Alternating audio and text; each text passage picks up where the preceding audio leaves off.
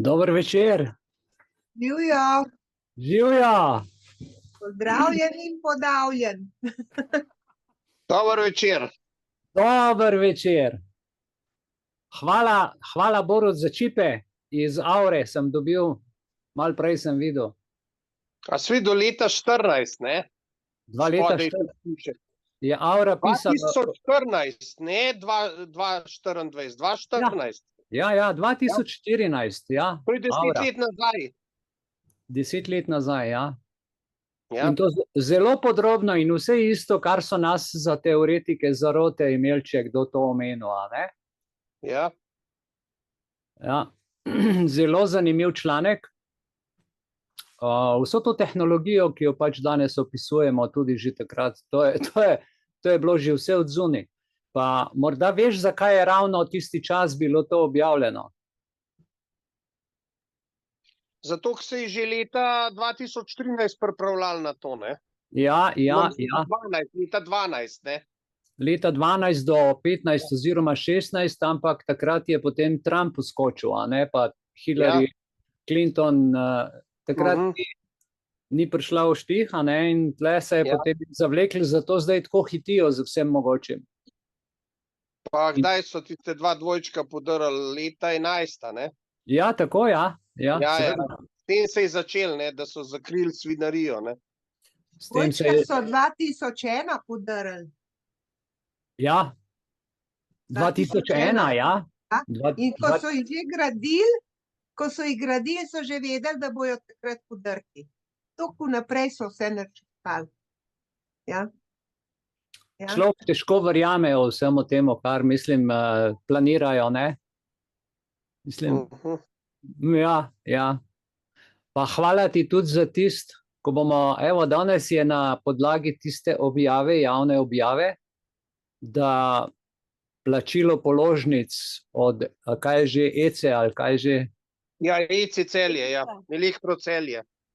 Da podjetje, ja, to kar ne, nobene odgovornosti zase, vse na naročnika, če jih ni v pogodbi, to kar z javno objavo, isto kakor so prej delali za barvno določitev na 15 minut za omrežnino, ne. Zdaj bomo kar iz časopisa bojo firme zakon pisale, kakor bojo rekli, tako zdaj bo kar, kakor bojo na TV rekli, ne. Ne, pa če gledaš, a ne, oni jo kar zraven dal ti, ki ti v pisni obliki pošljajo položnico, ti bojo 2,43 evra računali, ne. Ja, še kar računal zraven, seveda. Ja, ampak stvar je v tem, ker ješ pa na digitalno tehnologijo, ne, tako kot imajo eni recimo, ne vem, naš upravnik ima tako, da računa 1 evro, če položnico v pisni obliki da. Če pa da v tej verziji na internet prek maila, je pa brezplačno, ne. A ne? In oni bi mogli to spodbujati in tam bojo pa 1,21 evra računali. In če to zračunaš krat 12 mesecev, recimo, ne, je to kar lep denar, ne, okoli 30 evrov je to, oziroma 30 evrov od enega odjemalca čisti dobiček. Glej, nekaj moraš razumeti. Odjemalcev je pa to, kar je. Nekaj moraš razumeti. Recimo, jaz gledam tukaj iz sebe. Pride stranka k meni, a ne? Recimo, ti si stranka pri distributerju, ali pa stranka, ki pride zdaj k meni. Jaz gledam zdaj iz sebe, a ne? In reče, gospod, mi bi pa to vašo storitev, ne vem, tukaj imamo 300 strani za natisniti, pa za zvezati, jaz to lepo naredim, povem, koliko bo to koštalo, ne? In zdaj, ker jaz to povem, koliko bo koštalo in izstavim račun, zato, ker izstavim račun, dam še 2,5 evra zraven, ker rečem, zdaj vam moram... Za ta list, ki ga izpolnil, ja, v bistvu račun... Zdaj moram pa še račun napisati, ne? Ja, in zdaj vam bom dal 2,5 evra, ne, ali vam ga pošljem pa kar po mailu, bo pa sam 1,5 evra, zato da sem tam... Ja, točno to. Mislim, stranka je prišla za print in zavezavo, ni prišla meni naročiti izdaje računa. Ja. Izdaja računa je samo posledica zaključene storitve in ti ljudje, mislim, kaj si ti ljudje domišljajo, kaj bojo še računali nam? Jaz danes, ko sem klical na to 080, njihovo številko, oziroma včeraj, mi ta gospod ni znal nič povedati, sem rekel, nujno me danes pokličite in me je Ja. gospa klicala in je to noro. Ja, da imajo zdaj oni te manipulativni stroške. Sem rekel, gospa, to ste imeli glej. skozi. Sem rekel, to ste imeli skozi. Ne Boris, kar zdaj. Borut. 30-letni bend plačeval tega, zdaj pa to kar nabija. Borut, v pogodbi z distributerjem nobenih manipulativnih stroškov ni nikjer omenjenih, ker ti naročaš elektriko in si Ja. odjemalec in plačaš na porabo in konc zgodbe. Manipulativni stroški, veš kaj, to imajo, veš od Ja, kje je to ampak oni pravijo, to imamo Tak. pa v ceniku. To To je imamo pa- pa v ceniku. to cenik ni stvar naročila, a ne, ti si naročil elektriko, ne pa njihov pregled cenika pa plačilo storitev drugih mimo dobave Ja, elektrike. vse to vem, ja, vse to je Ja, čist mimo. namreč pri javnih naročilih se je začel to, veš, kakor si rekel, manipulativni stroški, zaradi tega, ker pri javnih naročilih imaš ti mesece in mesece pripravo, da se sploh pripraviš na eno javno naročilo in potem ga ne vzamejo. Seveda to nastane delo stroški in iz tega je to se pol zdaj preneslo na stranke. A ne? Tako da, ja, hvala ti za to. Dober večer. Zanimivo, ne, če ti Ja. pogodbo poveš, imaš pogodbeno kazen za plačati, ne? Ja, ja, Piše not, ne? In Ja. da bojo kar fiksno bojo dal to elektriko, boš en fiksni znesek plačal, zato ker oni na trgu, ko uvažajo elektriko, tako je meni danes razlagala, oni jo morajo zakupiti, pa ne vem, take kolobocije, da sem jo sam poslal nekam. No? saj to je neverjetno, res je Ja, neverjetno. res, to je groza, kva se to dogaja. Sam jaz upam, da bo narod, da bomo skupaj stopili, pa da bomo, jaz zdaj le pripravljam nekako, da bi pred Elektrom Kranj res enormen protest naredili. Ne? No, glej, jaz Zdaj sem danes... pa bo narod za to, a ne bo za to, lej, to je pa zelo težko je delati z ljudmi. No? Iz tega tvojega obvestila danes sem jaz naredil nocojšen večer in bomo ves večer o tem govorili, zato da si bomo Super. da si bomo par stvari pojasnili in čist na koncu bomo še konkreten primer, bom še enkrat to prebral, potem bomo naredili pa pravno analizo tega, ker jaz sem tudi na Facebooku napisal, sem videl, ja. sem objavil to in sem tudi napisal, kaj vse je narobe. Vendar se stvari gledajo tudi malo z drugega zornega kota in ta zorni kot bomo nocoj pogledali skupaj, ki pa pride, vsi, ki nas spremljate nocoj, dober večer, vsi, ki se še priklapljate, vsem prijazen večer, evo, smo danes 53. torkov večer. Ja, dober večer, 19. november 2024, ura je 20 in predklepet z Borutom zanimiv, a ne? In to bo danes tema. Imamo pravni problem, kako ga rešiti, a ne? In kje poiskati odgovornost oziroma vzročno zvezo, vzroki. Kje je prvi vzrok, ki povzroči škodo, kje je tisti prvi vzrok, ki sploh premakne vso zadevo, da pride do problema. Zadeve so zelo filozofsko pravno razpredene, gre za pravni sistem in kot veste, pravniki so kartel, sodišča so kartel, država je kartel, mi pa tle moramo pluti med vsemi temi valovi in vsem tem in se ukvarjati še s preživljanjem, ker njim pa je preživljanje to kartelstvo in to te obravnave in iskanje razlogov za nekrivdno, krivdno zadevo, ampak o tem malo kasneje. Ne? Torej, danes mislim, da bo interesantna tema, zelo poučna. Predlagam, preden začnemo, vsem seveda, tudi tistim, ki nas spremljate izven Zooma na družbenem omrežju Rumble ali pa kje drugje, priporočam, da si vzamete mogoče en prazen list, da si vzamete svinčnik, ker bo par dobrih informacij, ki se jih splača, veste, v vaš, bom rekel, zvezek, kjer imate obveznosti napisane ali pa mogoče kakšne svoje opombe ali pa zgolj samo zaradi tega, da vam zadeva ostane in da si jo potem še preberete in utrdite. Kasneje bo tudi seveda ta video na voljo, če boste hoteli kaj poslušati, pa vendar je boljše, če med samim podajanjem te stvari pridejo sproti. Torej, danes, čisto na kratko, vzročna zveza v pravnih odločitvah krivde in škode. Vzročno zvezo lahko opredelimo tudi kot zvezo med škodnim dogodkom, za katerega je nekdo odgovoren, in posledicami tega dogodka, ki pomenijo škodo. In kljub jasni definiciji pa presoja o vzročni zvezi, veste, ni tako enostavna, vedno najdete prvotno vzročno zvezo. In se bomo nocoj poigrali z nekaterimi praktičnimi primeri, čisto enostavno, samo zato, da boste lahko res čim bolj v globino razumeli, kaj vam hočem povedati in kako se pravzaprav stvari lotiti, ko pride do problema ali pa do podstavljenega, nastavljenega problema, ali do tega, kar je pač Bor tudi poslal in je mene spodbudilo, da sem si rekel, dobro, kaj je vzrok tega, ne? Vzrok tega je, da je pošta podražila storitev, vzrok tega je, da mora firma od tega več odšteti, vzrok tega je, da mora poslati ne vem koliko 100.000 teh pisem, položnic, kar dejansko predstavlja strošek, ampak glejte, to je riziko podjetja, ne? To se pravi, če se meni tlele podražim storitev, obvestim stranko, naredimo pogodbo, dopolnilno pogodbo, ne pa da grem zdajle račun, ki ga izstavljam računati, ki ga izstavim stranki. To je skratka nedopustno, pa že tako je na elektriki 20 ali pa 25 firm tako pripetih zraven, ki živijo na naš račun, na račun elektrike, ki je skrito noter, ne vem koliko ljudi, ne? Kar je skrajno nepošteno. Ti ljudje ne delajo nič, vsak mesec jim pade pa na račun XYZ denarja. Tako, potem po tem našem predavanju, pa seveda bo zanimivo, sem pripravil film, dokumentarec, človeški obraz velikih podatkov.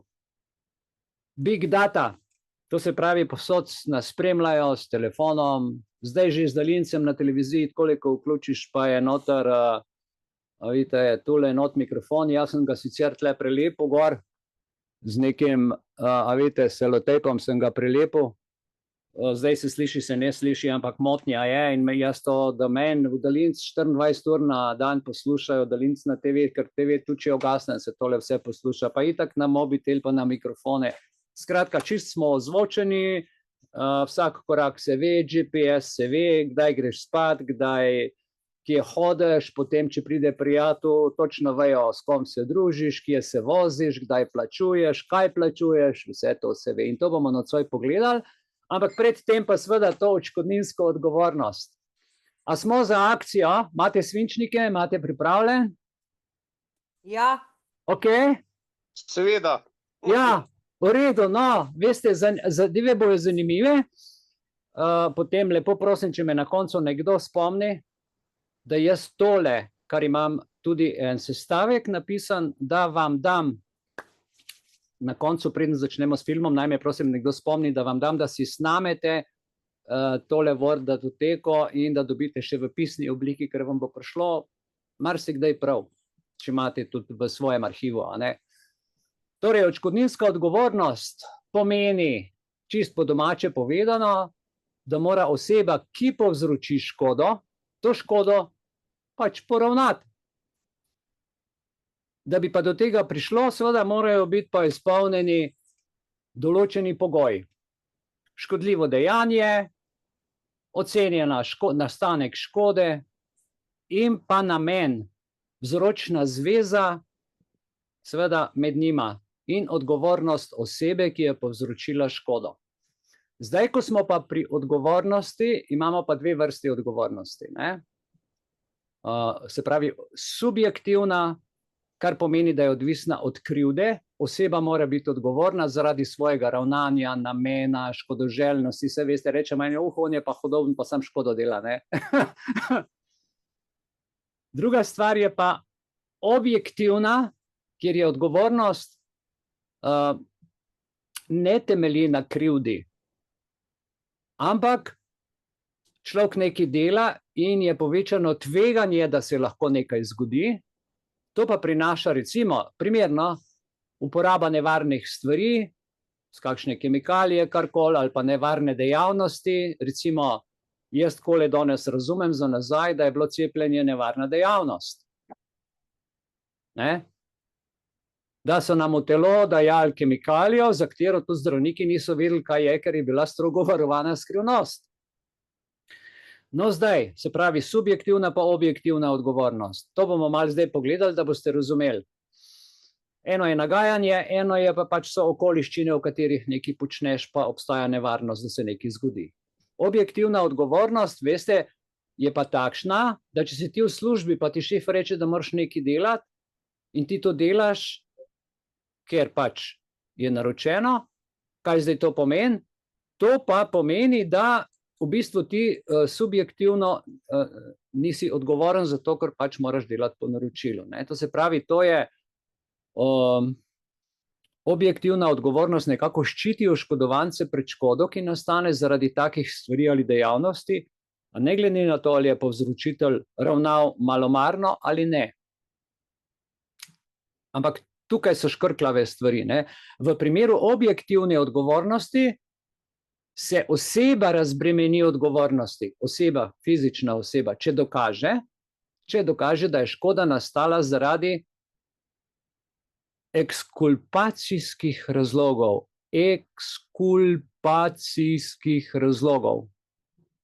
Kot so naravne nesreče, višja sila, dejanje tretjih oseb, naprimer kraja, si v službi in ti nekdo orodje ukrade, pa ti ne moreš narediti, pa si odgovoren, kar nisi na čas naredil, posledično. In pa seveda samo ravnanje oškodovanca. No, dajmo en praktičen primer pogledati. Zamislite si, da je podjetje lastnik velike industrijske naprave, in povzroči škodo, če ta naprava ne deluje pravilno. Če zaradi okvare naprave pride do izlitja nevarnih snovi, ki onesnažujejo okolje, se podjetje, pazite, to ni subjektivno, ampak objektivno, se podjetje šteje za odgovorno, tudi če ni bilo neposredno krivo za okvaro. Naprimer, ni bilo malomarnosti, ni bilo napačnega ravnanja, pa se je pač stroj pokvaril, saj to vsaka stvar je minljiva. Ampak tukaj so zdaj te pravne finte, kjer se pa podjetje lahko razbremeni odgovornosti. Kdaj? Če dokaže, da je okvara naprave nastala zaradi nepredvidljivega in nepremagljivega dogodka, kot naprimer potres, veste, višja sila se ni dal preprečiti, ali pa zaradi dejanja tretje osebe, recimo, da je nekdo kakšno bombo podstavil, ali pa vandalizem, kraja kakšnega dela ali kaj takšnega. Skratka, to pa pomeni, da podjetje v tem primeru ni odgovorno, če dokaže, da je škoda nastala iz razlogov, na katero pač podjetje ni imelo vpliva. Tudi nam se zgodi, da pa izpademo krivi, dejansko je pa tretja oseba nam povzročila ali podstavila ene stvari, izpadlo pa je, kot da smo krivi mi. In dajmo pogledati vzročno zvezo med škodnim dogodkom in odgovornostjo. Torej, ta vzročna zveza je ključna. Vzročna zveza je, zapomnite si, povezava med škodnim dogodkom, za katerega je nekdo odgovoren, in posledicami tega dogodka, ki pomenijo škodo. V praksi je ugotavljanje vzročne zveze včasih silno enostavno, včasih pa zelo zapleteno. Ker zapleteno, naprimer v primeru, če škoda nastane zaradi različnih sočasnih vzporednih dejavnikov. In vsak na nek način vpliva. Zato je treba določiti, ali je škodljiv dogodek, če jih je več, ta ali ta ali ta, odločilno prispeval k nastanku neke škode. In ali je ta povezava pravno relevantna. Kaj pomeni pravna relevantnost? Pomeni odgovornost, pomeni namen, pomeni malomarnost, kup stvari se tukaj not zapleta. Je treba to raziskati. No, jaz sem šel pogledati malo obligacijski zakonik Republike Slovenije in veste, da obligacijski zakonik, slovenski, sploh ne opredeljuje natančno dejstva, kaj šteje za pravno relevantno vzročno zvezo. Pa mislim, da tudi bi bilo nesmiselno, ker so vzročne zveze v vsakem primeru specifične in jih je treba vsako posebej raziskati. Zato se odločitev prepušča tukaj pravni stroki, pravni teoriji, sodni praksi ali pa, kot rečemo, presoji sodnika ali pa sodišča. In sodišča pri tem upoštevajo pač različne teorije. Ključni, kaj sodišče zdaj tu upošteva? No, tukaj obstaja en latinski pregovor, ki se mu reče conditio sine qua non. Teorija adekvatne vzročnosti oziroma to je pravni občutek in splošno življenjska izkušnja, ki pomagajo določiti, katere povezave med dogodki, posledicami so pomembne za odločitev. Torej, conditio sine qua non pomeni neobhodno potreben pogoj, neobhodno potreben ali pa nujen pogoj, da se je nekaj zgodilo. A ne? Presoja, zdaj recimo gremo na en praktičen primer. Za conditio sine qua non. Zamislite si situacijo, recimo, kjer voznik avtomobila, ki vozi prehitro, povzroči nesrečo in poškoduje pešca. Pešec pred nesrečo je že pred nesrečo imel neke poškodbe, pa je imel recimo poškodbo gležnja, zaradi katere je bil slabše sposoben prečkati cesto. Okay? Se pravi, že tako ni bil gibalno sposoben. In zdaj presoja vzročne zveze, kdo je kriv? On zaradi bolečine, ki je šel čez cesto in se ni mogel hitro gibati, ali avtomobil, a ne? Presoja vzročne zveze, ki je conditio sine qua non ali pa neobhodno potreben pogoj za ugotovitev krivde, bo v tem primeru odvisna od tega, ali je prehitra vožnja voznika odločilno prispevala k nastanku hujših posledic pešca. Se pravi, prehitra vožnja, ali pa je že bila njegova obstoječa poškodba ključna za nastanek škode. Se pravi, sodišče bo uporabilo teorijo vzročne zveze, da bi ugotovilo, ali je vožnja prehitra glavni vzrok za nastanek dodatnih poškodb. Če je bilo obnašanje voznika recimo odločilni dejavnik, bo ta odgovoren za to nastalo škodo, tudi če je pešec že imel poškodbo.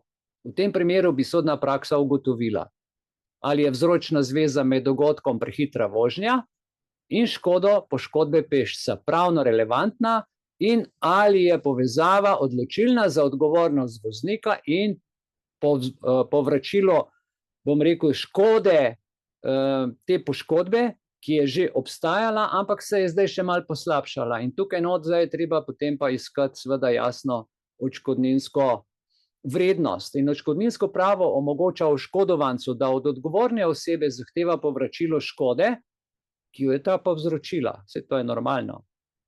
Temelj, glavna baza odškodninske odgovornosti pa je načelo, da nihče ne sme škodovati drugim. Ne? V latinščini se temu reče neminem ledere, s čimer se zaščiti oškodovanec in se zagotovi pravičnost. No, tukaj recimo odškodninske obveznosti nastanejo, ko so izpolnjeni določeni pogoji, ki jih določa pravo. In zdaj obstajata dve vrsti odškodninskih odgovornosti, obveznosti, no, oprostite.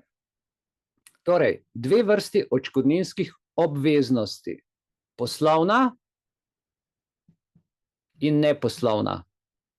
Torej, poslovna odškodninska obveznost je rečemo tudi pogodbena, dogovorna, to, ko se nekaj zmeniš, ne? Nastane takrat, ko stranki že imata pogodbeno razmerje in ena izmed strank krši pogodbo, s čimer povzroči ali finančno ali kakršnokoli drugo škodo drugi stranki. To je poslovna, pogodbena odškodninska. Potem je pa neposlovna, rečejo tudi delikatna odškodninska obveznost. In nastane, ko ni pogodbenega razmerja, ampak ena stran povzroči škodo drugi osebi z dejanjem. To je to, kar smo zdaj imenovali recimo prometna nesreča. In praktični primer ene in druge škode. No, poslovna odškodninska obveznost je, recimo, da gradbeno podjetje je najeto za gradnjo hiše. Po pogodbi mora hišo dokončati v določenem roku, ker ti ljudje morajo od nekje jeti, pa se vseliti, in če ni v določenem roku, je škoda. Ampak podjetje ne zaključi gradnje v dogovorjenem roku. Lastnik hiše pa zdaj s tem jasno utrpi škodo zaradi zamude, zato ker mora vmes se odseliti, najemati drugo podjetje za dokončanje, novo najemnino, skratka en kup problemov se pojavi. Kaj je zdaj v tem primeru? A veste, v tem primeru je gradbeno podjetje odgovorno za odškodninsko obveznost zaradi neizpolnitve pogodbe. To je logično. No, to je ta tip. Bolje pa neposlovna odškodninska obveznost po točko 2, ki jo obravnavamo. To je pa nekaj drugega, recimo med igranjem nogometa, če vzamemo šport, kdo nenamerno razbije z brconem žoge sosedovo okno, a ne? Ali pa vam prileti žoga v pisker čez kuhinjsko okno. A ne? In se kuha naprej. Zdaj, a veste, tukaj med tistim, ki je brcno razbil šipo, pa je žoga pristala v vaši kuhinji ali v loncu, ni bilo nobenega pogodbenega razmerja med tem žogobrcarjem ali pa igralcem nogometa in sosedom. Ne? Ampak igralec kljub temu odgovarja za škodo, ker je z dejanjem povzročil škodo na sosedovi lastnini. Tako da boste razumeli te dve stvari. Zdaj so pa predpostavke neposlovne odškodninske obveznosti. Kako to predpostavljamo, kako to ločimo? Ker včasih se to zelo težko tudi loči. Ko pride do škode, kakršnekoli, pogodbene ali pa nepogodbene, se postavi prvo vprašanje, kdo bo nosil posledice in kdo bo nosil stroške nastale škode. V tem primeru seveda mora oškodovanec zahtevati povračilo škode, ampak tukaj morajo biti, kot smo zdaj že videli, določeni pogoji, ki določajo, kdaj je ta odgovornost upravičena. Ker ti pogoji določajo, da odgovornost za škodo prevzema le tista oseba, ki je v pravnem smislu dejansko odgovorna. In ključne predpostavke za odškodninsko odgovornost so: prvič, škodljivo dejstvo, to je pod točko 1. Dogodek ali ravnanje, ki povzroči škodo. Ugotovite dejstvo, razbita šipa z žogo. Ne? To je dejanje posameznika, recimo prej neprevidna vožnja in tako naprej, ali pa tudi dogodek, naravna nesreča. Če škoda nastane zaradi naključja, ja, kjer ni človeškega elementa zraven, naprimer, ne vem, strela udari drevo. Takrat, če si pod drevesom, ponavadi škodo nosiš sam, ker je višja sila. Razen v nekaterih državah imajo tudi to urejeno, če zakon določa drugače. Da si tudi sam zavarovan, seveda potem tudi dobiš to odškodnino. Točka 2. Se pravi, mi smo imeli zdaj ugotovitev škodljivega dejstva, kako je nastalo. Ta prvi vzrok. Drugič, nastanek nedopustne škode. Ja? Škoda mora biti pravno priznana in sprejemljiva. To pomeni, da ne toleriramo škode, ki nastane zaradi dejavnosti, ki bi sicer bila dovoljena. Naprimer s kemikalijami, če je dejavnost povzročila škodo. Ja? Če nastane taka škoda, je nastanek nedopustne škode zaradi tega, ker mora biti predhodno toliko varnostnih sistemov urejenih in zavarovanih, da do te škode ne sme priti. Ne, to je nedopustna škoda. In zdaj med eno in med drugo, se pravi škodljivo dejstvo, nastanek nedopustne škode, iščemo vzročno zvezo. Tle je pa zdaj ključ. Vzročna zveza. Med škodljivim dejanjem in nastalo škodo mora obstajati neposredna zveza. Če povezava ni prisotna, ni mogoče uveljaviti odškodninske odgovornosti. Zato sodišče vedno ugotavlja vzročno zvezo. Zdaj, če se vi postavite v rubež, pa pogledate svojo situacijo, poiščite vzročno zvezo. Če se postavite med cepljenje, med odlok, med zavarovanjem lastnega zdravja in zakonodajo, poiščite vzročno zvezo. Ne? Zakaj se nekdo gre cepiti, ali zato, ker verjame, zakaj se nekdo ne gre cepiti. Ne? Tle je en kup enih stvari, so mediji, so subsidiarni zakoni, ki ne morejo iti nad sam zakon in nadustavne pravice in tako naprej. In tle je treba vzročne zveze iskati, kar pa ni enostavno. Torej, med škodljivimi dejanji nastalo škodo mora obstajati neposredna zveza. Če povezava ni prisotna, ni mogoče uveljavljati odškodninske odgovornosti. In ko se enkrat ta ugotovi, je točka 4, odgovornost tistega, ki je škodo povzročil. Oškodovalec mora v takem primeru, ko se vzročna zveza ugotovi, biti odgovoren za nastalo škodo, seveda, če jo nasprotna stran uveljavlja. Največkrat naredijo zdaj tako škodo, ki je toliko subtilna, da je niti ne zaznamo, recimo kraja osebnih podatkov, ali pa tole, kar mi je zdaj Borut poslal, kar v medijih rečejo, ja, zdaj vam bomo pa zvišali, ne, če ne boste digitalno in te prisiljuje v digitalno poslovanje, povečali tako, če bo pa digitalno, bo pa nižji račun na računu in tako naprej. Ne. To se pravi odgovornost. To pomeni, da je moral ravnati nekdo malomarno ali z naklepom, ali pa v primerih objektivne odgovornosti, kjer ni pomembno, ali je bil kriv ali ne bil kriv. In tukaj bi vam dal praktični primer. Neprevidna vožnja. Naprimer, če nekdo z neprevidno vožnjo poškoduje sosedov avto, so izpolnjeni vsi pogoji za odškodninsko odgovornost. Škodljivo dejstvo je, kaj? Neprevidna vožnja. Nastanek škode je poškodovan avto, vzročna zveza, avto je bil poškodovan zaradi trka. Okay? Ne zaradi njegove vožnje, zaradi trka. Trk je pa posledica njegove vožnje in odgovornost oškodovalca, odgovornost voznik je kršil prometne predpise, kar pomeni, da je odgovoren za škodo. En tak primer. Ali pa drug primer, dajmo en drug primer pogledati še bolj slikovito, naravna nesreča, recimo, ne? Strela udari v drevo, ki na to poškoduje avto, vaš avto, dragocen avto, najlepši avto, ne? Pol vas utolčen. Gre za naključni dogodek, kjer oškodovanec običajno nosi škodo sam. V tem primeru, seveda, ne more zahtevati odškodnino od druge osebe. Zdaj, če bi pa lastnik drevesa vedel, lastnik drevesa, lahko je to na zasebnem, drevo na zasebnem, ne? Da drevo ogroža varnost, da je suh les, da je drevo takšno, kot je, da ni več varno, ne? Bi bil odgovoren za škodo, če bi zanemaril obveznosti odstranitve nevarnosti, odstranitve drevesa, recimo, v najslabšem primeru, ne? In posebni primeri nastanejo potem znotraj teh dveh primerov. Imamo nevarne dejavnosti ali pa nevarne stvari. Če nekdo uporablja nevarne snovi, kemikalije ali pa naprave, zakon nalaga odgovornost tudi brez kršitve pravil. To je objektivna odgovornost. Pomeni, da mora oseba, ki izvaja nevarno dejavnost, še posebej paziti, ker te dejavnosti predstavljajo povečane tveganje za okolico.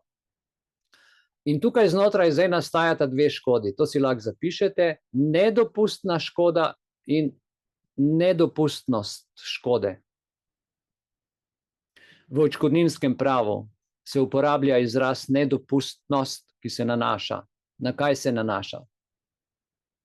Na ravnanje, ki krši pravne norme, krši temeljna načela in povzroči škodo nekomu drugemu.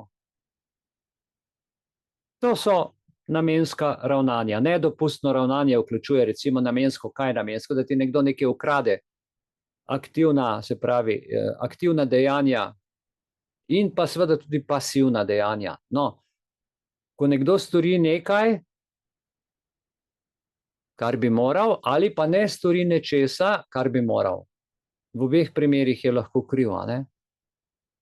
Ključno je, da mora biti nastanek škode predvidljiv. Če kolo ukradeno in to stane, se pravi, je škoda narejena, plus čas, ki ste ga mogli drugače obravnavati, kakor ste ga s kolesom, se to šteje tudi zraven, pa še nematerialne bolečine in tako naprej. Skratka, vendar je v nekaterih primerih so določena ravnanja bolj nedopustna zaradi močnejšega interesa. Zdaj pa tle so pa interesi, to je zelo zanimivo. Močnejši interes je pa lahko silobran. Recimo, da vidiš, da ti nekdo krade kolo in greš in v bistvu se braniš, ne? Obramba pred napadom, obramba pred krajo, obramba pred lahko so različne stvari. In potem je še ena stvar kot samopomoč, ko oseba poskuša zaščititi svoje pravice in premoženje. Ja, vam pridejo rubežniki in vi rečete, veste kaj, tle pa nimate vstopa, a imate sodni nalog, nimamo, ja, potem morate iti. A imate sodni nalog, imamo, potem ne veš, kaj narediti, a ne. Vprašanje, kaj je bilo v ozadju tega, kako je proces potekal, ampak tukaj sama pomoč je lahko včasih zelo kruta, zato pride potem še 2 kibli policistov zraven, da te rubežnike ščitijo, ker se marsikaj lahko dogaja v tej samopomoči, ne. Glejte, kljub temu, da ravnanja vodijo do odškodninske odgovornosti, če škoda nastane, lahko nastane nedopustna škoda. Nedopustna škoda je pravno priznana škoda, ki pa vključuje premoženjsko škodo in nepremoženjsko škodo. Se pravi, sta 2, ne, premoženjska in nepremoženjska. Premoženjska je materialna, to vsi vemo, in nepremoženjska, ki prizadene dušo človeka, osebnostne pravice, telesne bolečine, duševne bolečine, poškodba časti, a ne, izguba zdravja, sekirancija, ne vem kaj vse bi človek lahko še zraven naštel. Vse vemo, ko dopisujemo si, kaj vse nastane, a ne. In tukaj, gledajte, v praksi oškodovanec, ne, zahteva denarno odškodnino za obe vrsti obtožbe, za materialno in za nematerialno. Pri nepremoženjski škodi odškodnina nima funkcije popravne škode, ampak zadostuje pogoj za satisfakcijo, torej za priznanje škode. Ja? Pri nepremoženjski gre zgolj za satisfakcijo oziroma, da se ti povrne tisto, kar si utrpel psihično in duševno. Zdaj pa gremo k tej vzročni zvezi, o kateri bomo nocoj še pač govorili par stvari, ker je ključna za razumevanje. Vzročna zveza. Za nastanek odgovornosti ni dovolj škoda in kršena pravica, ampak mora obstajati vzročna zveza med dejanjem in nastalo škodo. To pomeni, da mora biti več kot jasno, da je škoda neposreden rezultat določenega ravnanja. In zdaj, pravniki imajo pa tukaj različne teorije, ki ugotavljajo te vzročne zveze. Prvo smo že rekli v uvodu, conditio sine qua non, se pravi, mora obstajati en pogoj, da je vzrok vsaka okoliščina, brez katere škoda sploh ne bi nastala.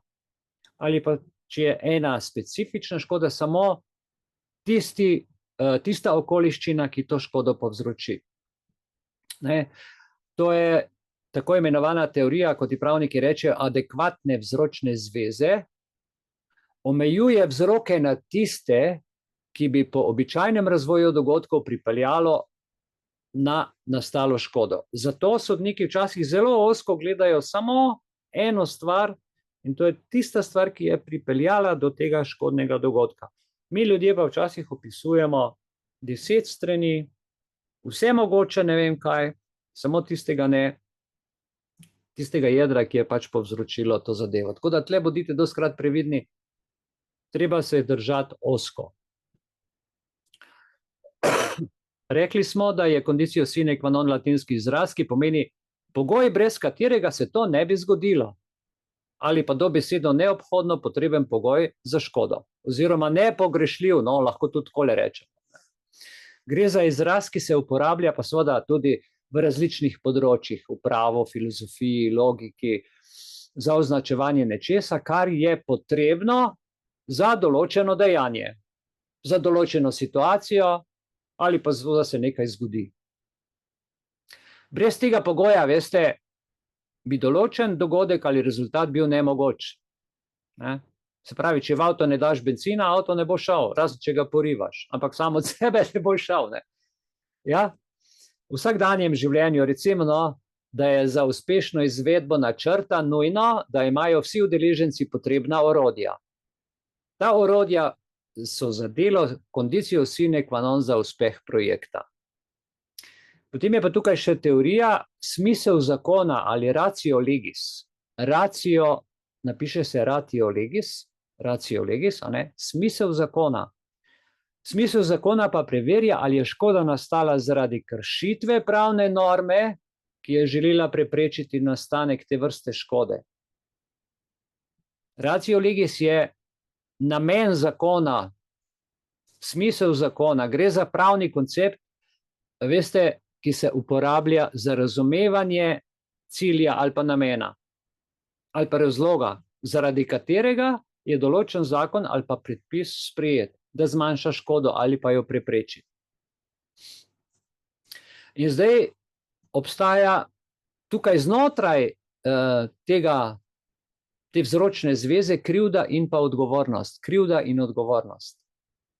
Si kriv, nisi kriv. Si odgovoren, nisi odgovoren. Razumeš, ne razumeš. Tle en kup stvari.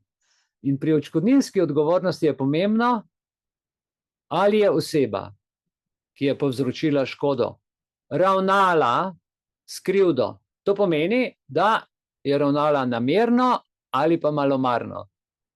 Ali ne? Namerno ali pa malomarno.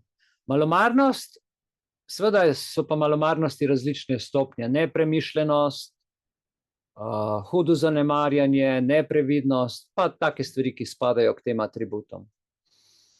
In odgovornost je pa seveda lahko tudi objektivna, ne subjektivna, ne, ampak objektivna, kar pomeni, da je odgovornost neodvisna od krivde. Da nisem jaz to kriv, ampak se pojavi samo zaradi nevarnosti določene stvari. Pri uporabi nevarnih snovi, to smo v začetku že lepo povedali. Najhujše pa je, če nekdo poškoduje drugo osebo. In mora oškodovanec dokazati, da je škoda posledica ravnanja povzročitelja, da je bilo namerno. Ne? In mora dokazati, da je bilo namerno in kolikšna škoda je povzročena. Ponavadi rečemo, da imamo zdravniško potrdilo, preiskavo, kakršenkoli drug dokaz, ali pa če je nesreča avta, ne, zapisnik in tako naprej. To se pravi, ključni elementi so pri obravnavanju nedopustnost ravnanja, nedopustna škoda in vzročna zveza. Veste, to je en kup stvari, ki jih pravo tukaj noter vključuje pri odškodninskem zahtevku. To se pravi, pri nedopustnosti ravnanja gre za kršitev pravnih norm, ki povzroči škodo. To, kar zakon pravi. Nedopustna škoda je materialna ali nepremoženjska škoda, ki se mora pravno raziskati in pa seveda pravno priznati. In pa vzročna zveza, ki te dve stvari daje skupaj, kršitev zakona in škodo. Vzročna zveza je pa dokaz, da je škoda posledica določenega ravnanja. In na podlagi tega rečemo, človek je odgovoren. In odgovornost pa temelji na krivdi, vendar v nekaterih primerih na objektivni odgovornosti. Ni samo na osebni krivdi, ampak na objektivni, to, kar smo že prej razdelili. Zdaj, tle največkrat dajo na sodišču objektivno odgovornost. Veste, da noben ne odgovarja, firma pa ne more, ker je v bistvu samo registrirana entiteta. Tako da tle so včasih zelo težke stvari, ko te potegnejo iz subjektivne na objektivne odgovornost, posebej pri teh podjetjih. Ko rečeš, kdo je kriv, rečeš Elektro. Ja ne, nekdo je v Elektro, je to šef, ali je to odgovorna oseba, ali je to odgovorna oseba pravne osebe. Ta oseba ima ime in priimek. In ta oseba odloča, da do nekega ekscesa pride, ne? To, kar smo se danes v uvodu že pogovarjali. Recimo primer, kako najti pravila in povezave in dogodke med posledicami, ki pomagajo določiti pravno veljavnost. Veste kaj, jaz bom to čisto domače povedal, da bo vsak razumel praktični primer, ki bi opisal recimo slikovitost pravila. Kako ugotoviti, ali dogodek vodi do pravno relevantnih posledic? Čisto šolsko, enostavno. Pravno relevantna vzročna zveza je v bistvu temeljni koncept v pravu, ki pomaga določiti odgovornost posameznika ali pa firme, organizacije, če želite, za škodljive posledice določenih dogodkov. Če se zdi na prvi pogled ta povezava preprosta, vam povem, da ni tako enostavno najti preproste povezave. Velikokrat ne, ker je tako sofisticirano kdaj narejen. Recimo, no, nekaj je povzročilo nekaj drugega. Gremo iz te premise. Ne.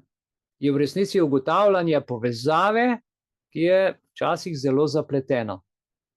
Najboljša pot do razumevanja je uporaba jasnih pravil, konkretnih primerov, pa da si daš na list levo in desno, pozitivne, negativne in vidiš, kam se tehnica nagiba. In potem seveda najdeš namen, vzročno zvezo. Včasih se nekaj zgodi, v ozadju so pa čisto drugi nameni in je težko povezati. Iz vsakdanjega življenja, vse to vidite, a ne? Recimo zadnjič smo imeli en problem z dimnikarsko položnico, kjer je prišel, je pogledal, pa je bilo, ne vem, 35 €, zato ker je pogledal. V ceniku je imel pa nekaj drugega, kar je 35 € stane, a ne? In take stvari, kdo je zdaj kriv? Tukaj moramo razumeti, kdaj je neka zveza pravno pomembna in kdaj je irelevantna. To pa ni enostavno, iskanje pravil. Pravo uporablja pa tukaj več teorij, da bi ugotovilo, kdaj dogodek povzroči škodo in je odgovornost nekoga za to škodo pravno relevantna. Še enkrat zapišite si. Conditio sine qua non. Najprej mora biti pogoj, da je do škode sploh prišlo, ki se obravnava. Potem vzročnost, vzrok, kaj je vzrok, da je do tega prišlo. Moramo preveriti dogodek, ki se je zgodil, ki je nujni pogoj, in škodo, ki se je zgodila, in se moramo vprašati, ali je ta škoda bila predvidljiva ali ni bila predvidljiva. Vidite, ni tako enostaven, ne? In pa še obstaja tukaj znotraj teh dveh še teorija ustreznega vzroka. Tukaj je pa poudarek, da dogodek nosi posebno težo, ali pa so prišli zraven še vzporedno drugi dejavniki, ki so imeli pomembno vlogo ali pa še pomembnejšo vlogo kot osnovni dogodek pri nastanku škode. Jaz bi vam dal en tak slikovit primer, zato ker je to malo komplicirano v pravnem jeziku povedano, kako na enem pravnem konkretnem primeru se to odraža. Recimo Ana se sprehaja po pločniku in na glavo ji pade, ne vem, recimo tegelc z rožo, cvetlični lonček, z balkona ji pade na glavo.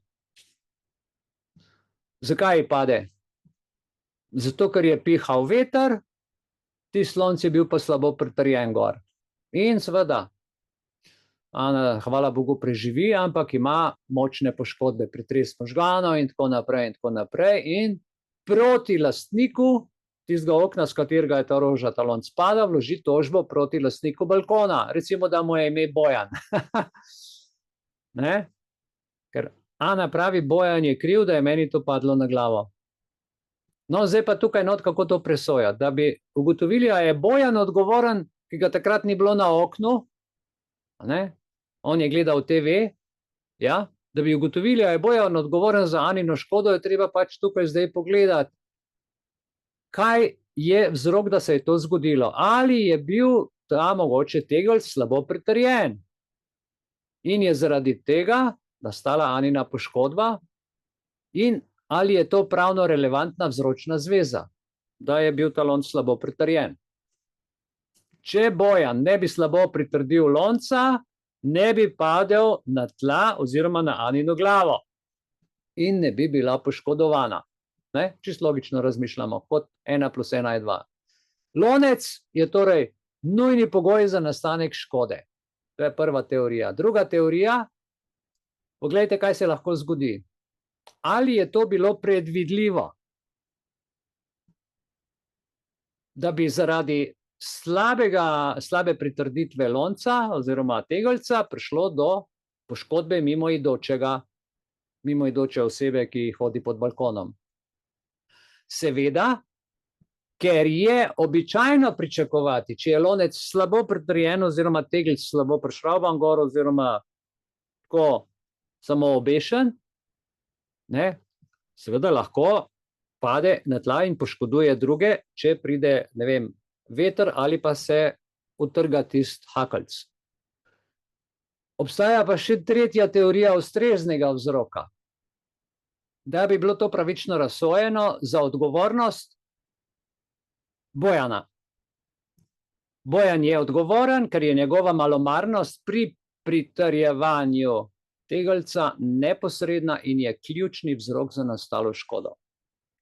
Veter, veste, je sicer dogodek, ki je vplival na hitrejši padec tega lonca, vendar ne moremo reči, da brez Bojanega ravnanja škoda sploh, da bi nastala. Tudi če ne bi dal lonca ali pa če bi ga dobro pretrdil, škoda ne bi nastala. Znotraj tega, dragi moji, so pa še zapleteni primeri. Kaj pa, če je vmes več dejavnikov? Zdaj pa dodajmo k temu Bojanu še en zaplet. Da je sicer pritrdil lonec, ampak on ga je dobro pritrdil, je skrben, ni malomarno to naredil, ampak vmes je prišel pa veter s hitrostjo 150 km/h in je izruval v bistvu celo korito, ki je z loncem vred Ani padla na glavo, kar je sicer redko. In v takem primeru sodišče ne bi več štelo Bojanega ravnanja za pravno relevantno. Saj takšen ekstremni veter predstavlja tudi izjemno okoliščino, ki je Bojan pa res ni mogel predvideti zaradi tega, ker tam nikoli ne piha 150 km/h. Po drugi strani, če je bil lonec postavljen na mesto, kjer je pa pogosto piha močan veter, recimo burja na Primorskem ali pa kjerkoli, bi pa Bojan kljub temu odgovarjal, saj bi moral predvidevati in vedeti in pričakovati možnost, da bo veter, ker je pogost, da se lahko to odlomi in poškoduje mimoidočega pod njegovim balkonom. Tako da razumete, o čem se pogovarjamo, ker ta vzročna zveza razumemo kot iskanje povezave med dogodkom in posledico. In to pa zahteva, veste, več kot zgolj dejansko povezavo. Pomembno je tudi, da je povezava pravno relevantna in pravična. Uporaba teorij, kot so, še enkrat ponavljam, neposreden vzrok, conditio sine qua non, potem pa adekvatna vzročnost, kar to je, nam omogoča, da ugotovimo v takih primerih, kaj moramo sami, kdaj moramo prevzeti odgovornost ali pa kdaj odgovornosti se lahko otresemo za posledice svojih dejanj, če smo kaj obtoženi, ali pa če seveda nam drug škodo povzroči, kako jo poiščemo. Ali pa kontroliramo odvetnika, če ga imamo najetega. Glejte, na koncu vedno šteje zdrava pamet, jaz rečem, slovenska zdrava ali pa kmečka pamet. Ljudje smo odgovorni za tiste posledice svojih ravnanj, ki so predvidljive, razumne in neposredno povezane z našimi dejanji. In ta načela, zdaj sodišča delajo to vse skupaj že malo drugače, ampak načelno je bilo do 2020 nekako tako, da so natančno preiskali zadevo, jo preštudirali in so rekli, aha, to je to, in so to v obrazložitvi tudi ustrezno utemeljili. Tega je slaže. Halo, ja. Je nekdo želel hote nekaj reči? V redu. Potem gremo naprej. V kompleksnih situacijah je treba, gledajte, kot smo zdaj rekli, pa najti ravnotežje med pravico in pravičnostjo. In zdaj bi se jaz Borutu zahvalil. Borut, hvala, ker si mi poslal tisti primer spremembe višina, ali kako se že reče, fiksnega dela, pavšalnega stroška za gospodinjske odjemalce. Se pravi za vse nas, državljane, ki pač imamo gospodinjstva, družine, stanovanja. In Borut mi je poslal obvestilo, kjer piše v tem obvestilu: spoštovani, obveščamo vas, da se bo s 1.1.25 spremenila višina fiksnega dela, pavšalnega stroška v okviru cenika za dobavo električne energije. Fiksni del, pavšalni strošek za posamezno merilno mesto na mesec v primeru prejemanja računa v papirni obliki bo od navedenega datuma znašal 1,99 evra brez DDV oziroma 2,43 evra z DDV. V primeru prejemanja računa v elektronski obliki pa bo znašal 0,99 evra brez DDV oziroma 1,21 evra z DDV. Sprememba fiksnega pavšalnega stroška se nanaša na vse vrste dobav gospodinjskega odjema električne energije, tudi samooskrbo. Cenik električne energije vam je na voljo na spletni strani www.ece.si za dom/elektrika/ceniki in dokumenti in tako naprej. Potem pa piše dalje. Če se spremenjenimi cenami fiksnega dela pavšalnega stroška ne strinjate, imate pravico odstopiti od pogodbe o dobavi električne energije v roku 1 meseca po začetku veljave spremenjenih cen fiksnega dela pavšalnega stroška brez odpovednega roka in obveznosti plačila pogodbene kazni. Ukolikor v navedenem roku ne bomo prejeli pisne odpovedi od pogodbe, se šteje, da se s spremembo cen fiksnega dela pavšalnega stroška strinjate. S prehodom na elektronski način prejemanja računov si znižate mesečni pavšalni strošek. Za vse dodatne informacije smo na voljo telefon in tako naprej, in e-mail in spletna stran. Samo moment.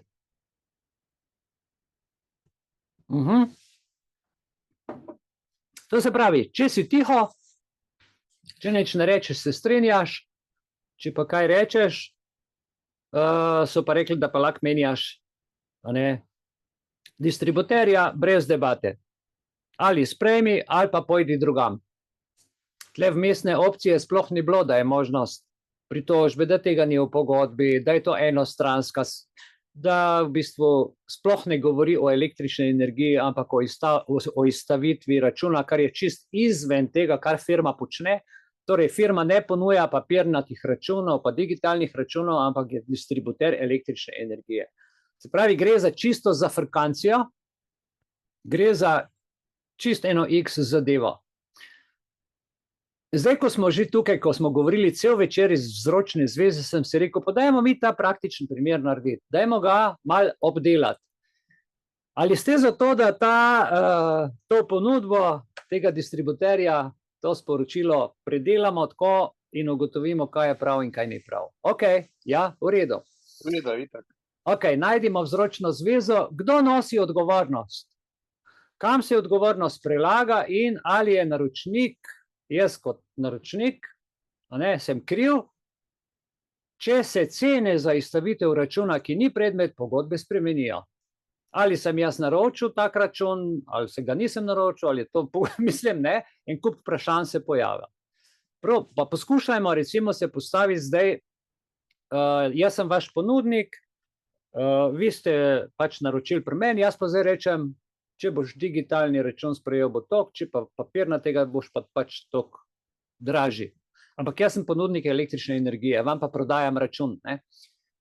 Zdaj pa recimo postavimo se v vlogo enega sodnika in skušajmo to analizirati.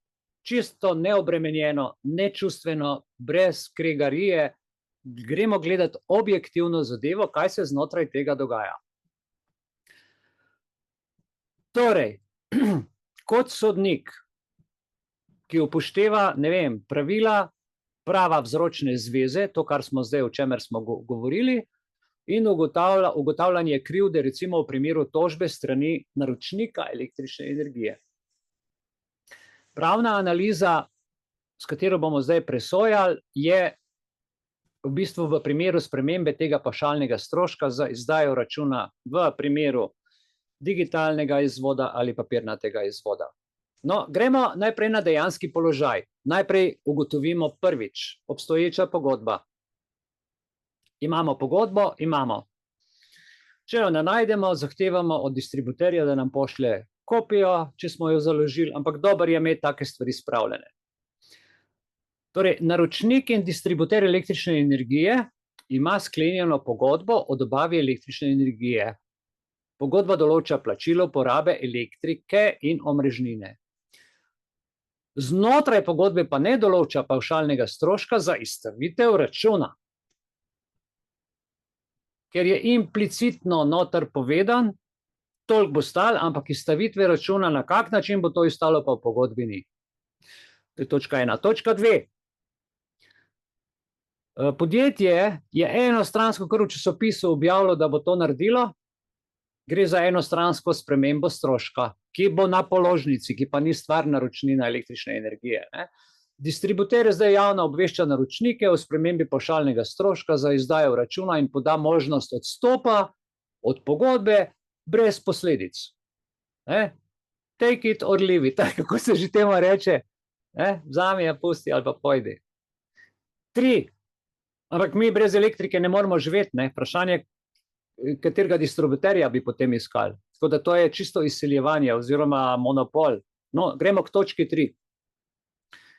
Obstaja možnost, da naročnik toži. Naročnik trdi, da enostranska sprememba pavšalnega stroška ni zakonita, saj ta strošek ni bil predmet pogodbenega dogovora.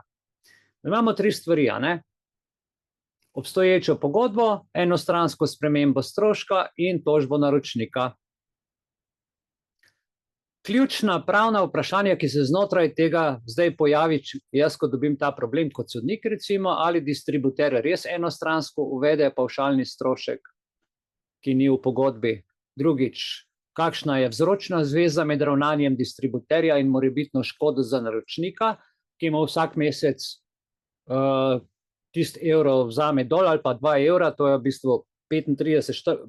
Borut, koliko si rekel, koliko si naštel, če s papirjo dobivaš? Skoraj 60 evrov, ne? 30. A, 30. No, evo, ja, to je... No, 30 je samo razlika. Se v bistvu ti računa, ki ti ga izstavlja, sploh ne bi smela računati dodatno, ne? Je pa ena... to je tako, kot si rekel, a ne?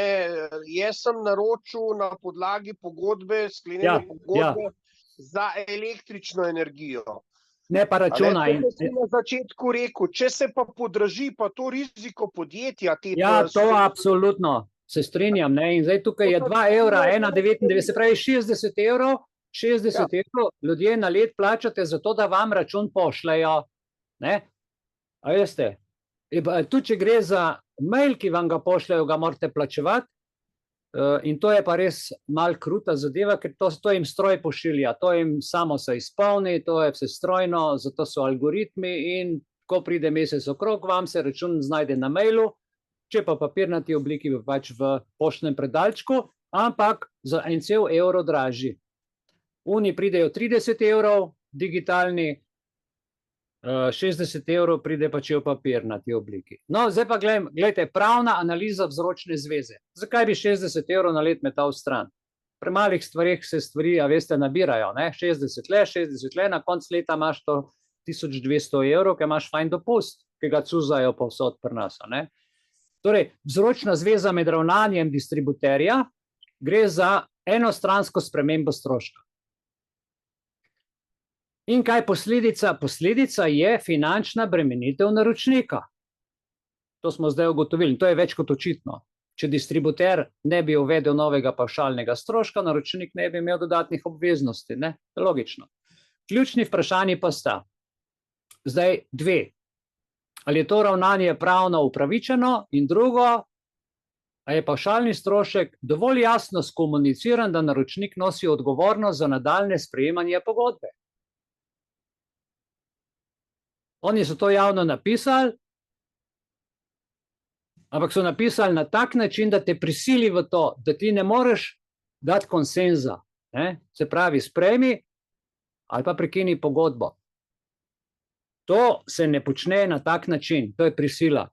In tukaj so zdaj pravne relevantnosti vzročne zveze. Vzročna zveza se je zelo enostaven, če pavšalni dogodek, pavšalni strošek ni bil v pogodbi določen, tega stroška se ne sme enostransko v bistvu spreminjati enostranskih pogodbenih pogojev. Absolutno ne. In tukaj je potem seveda obligacijski zakonik. Za spremembe pogodbenih pogojev je potrebno soglasje obeh strank. In podpis na papir. Ne pa kar prek časopisa. Pa če si tiho, ok. Jaz vem, da je veliko dela s tem, ampak jaz sem ponavadi recimo pri digitalnih naročilih, pri internetu, če je bila sprememba paketa, recimo te 2 Telekom, ne vem, kje vse še to je, ne? so povišali paket in smo dobili v bistvu pogodbo, kjer so rekli, to smo podražili, pa to spreminjamo pogoje, povejte, če se strinjate, in potem smo poklicali, pa so rekli, ok, seveda je del, ampak čakaj, ne? Ne moreš ti zaradi mase naročnikov zgubljati na kvaliteti ali pa na ugledu. Ok? Treba je pošteno ravnati. In tukaj je potrebno res soglasje pogodbenih strank. Razen, poglejte, če bi pa v pogodbi pisali, da zakon določa drugače. Ampak še nekaj vam pa povem. Kadar se določa pogodba, se pogodba vedno določa dogovorno. In zakon tisti hip, ko se ti o nečem dogovarjaš, nima nobene veze, ne sme biti zakon noter v pogodbi. Zato, ker potem nismo vsi enaki pred zakonom. Zakon pride v poštev, ko pride do spora in se preko zakona rešuje šele spor zaradi kršitve dogovora. Šele takrat pride zakon. Tako da, če imate kakšno pogodbo, kjer so not zakoni, taka pogodba je nična. Zakaj? Zato, ker je to že trilateralna pogodba, smo enkrat to že povedala, ne? Spravi, jaz se dogovarjam z ponudnikom električne energije, jaz sem odjemalec, potem imam ponudnika, ki mi daje, on pa mi daje potem še splošne pogoje pa zakone, isto kot pri Telekomu. Ampak tisti človek, ki te zakone piše, njega ni zraven, to je en fikcijski stric iz ozadja, ki mi lahko vzame z računa, kadar če mi reče, da sem kriv, kadar če lahko zakon spremeni in se meni cel pogodben sistem podre, ki sem ga že podpisal, skratka. V takem primeru mora biti trilateralna pogodba. Če obstaja taka pogodba, je neveljavna po defaultu. Zakaj? Zato, ker mora biti trikrat da, trikrat volja izrečena. 3 stranke se morajo strinjati. Multilateralna, trilateralna pogodba, ne? Če sta pa samo 2 stranki, pa tretja nima kaj zraven iskati. In tudi ne sme biti člen, da so ti splošni pogoji veljavni, ker ne morejo biti v pogodbi veljavni, zato ker ta tretji največ spora in največ prepirov počne. Kjer se prepirata 2 tretji dobiček ima. Ni ta pregovor kar tako ven, ne? To so take stvari. In zdaj, presoja odgovornosti distributerja, smo rekli, ali je zdaj distributer ravna skladno s pogodbo in skladno z zakonom, ne? Ker je vezan na zakon. Ampak zakon mene kot naročnika ne veže. Zakon veže njega, ker je, ne vem, v holdingu, ker ima registrirano podjetje, ker ima zakonske obveznosti in dolžnosti, ampak to je njegova dejavnost, njegova odgovornost, zakon veže njega, ki ima firmo in to počne s to dejavnostjo in vse, kar se v zvezi s tem dogaja. Mene veže samo dogovor in zanima me, koliko stane elektrika in grem k najboljšemu ponudniku in to elektriko dobim in jo plačam. Plačam elektriko, ne pošiljanje računov. Še enkrat, ne? Zdaj, a je pavšalni strošek sestavni del splošnih pogojev, ki jih takole nam oturijo noter, ki so veljali ob podpisu pogodbe? Če je pogodba podpisana, če smo to sprejeli, spregledali, sta 2 možnosti. Prva, da rečemo, da je pogodba nična in da vam povrnejo stroške zaradi prevare. Druga pa je, da smo tiho in to sprejmemo, pa rečemo, ok, pa bom ta evro ali pa 2 plačal. Ampak potem bosta prišla še 2 evra, pa še 3 evre nekje druge, pa 4 evre še druge, na koncu vam ne bo ostalo več nič. Torej, če strošek ni bil predviden v pogodbi, je njegova uvedba vprašljiva, v tem primeru gre za enostransko obremenitev pogodbenega razmerja in brez jasne utemeljitve, kar v časopisu. Ali je naročnik ustrezno obveščen, je naslednje vprašanje. Torej, distributer v skladu z obligacijskim zakonom o varstvu potrošnikov in drugih stvarih mora jasno, pravočasno, nedvoumno obvestiti naročnike o spremembi v aneksu k pogodbi, ki ga stranka podpiše z jasnim da ali pa z jasnim ne. In potem ni nobene kregarije več. Ko pa kar v časopisu, če boste tih sprejmete, a ne? Tistih 30, ki se pritoži, pa ni problem, pa naj grejo drugam. Ljudje so danes tako narejeni, da vse naredijo, kakor v Cajtungu piše, pa kakor nas je stric na TV-ju povedal. Zdaj, ko smo ugotovili to, ali distributer izpolnjuje te zahteve, Glejte, noter so napisali začetek. Ok, začetek veljavnosti, spremembe so napisali. Potem pravico naročnika, da odstopi od pogodbe, so not napisali. Ne? Recimo, da je to nek javni aneks, javni dogovor. Konkretne zneske novega stroška so tudi napisali.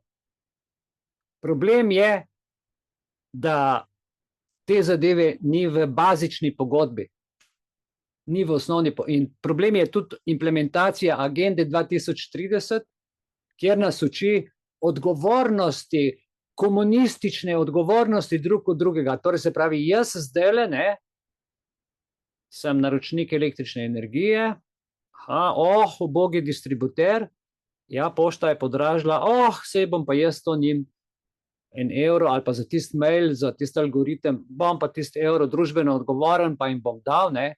A veste, zdaj nas vzgajajo te socialne točke. Hvala lepa, ne, socialnim demokratom in vsem, ki to počnejo na najvišjem nivoju, hvala lepa. Mi smo ta socializem preživeli, smo ga dali skozi. Zdaj pa je klik kapitalizem, tako kot smo v soboto o tem govorili. Tukaj zdaj se mora v točki naslednji, ki jo gremo, pa presojati odgovornost naročnika. Naročnik nosi del odgovornosti. Spravi, jaz sem naročnik, ne? Sem naročil elektriko.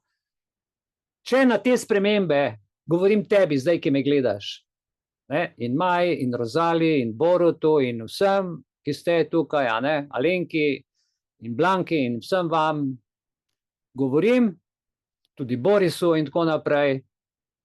Naročnik nosi odgovornost, če na spremembo ne reagira in je tiho. Ker tako obvestilo jasno določa, da se z nadaljnjo uporabo storitev šteje, da se po tem obvestilu stranka s tem strinja, če ničesar ne reče. Isto je bilo s cepivi, se spomnite. Varna in učinkovita, če se nisi protestiral, pritožil, so bila še zmeraj varna in učinkovita, ljudje so pa umirali, ali pa zbolevali, ali pa dolgotrajne posledice. Družbeno odgovoren si pa bil, če si se za druge šel cepiti, potem si pa sam dobil škodo, pa nisi mogel nič več popraviti. Isto je tle.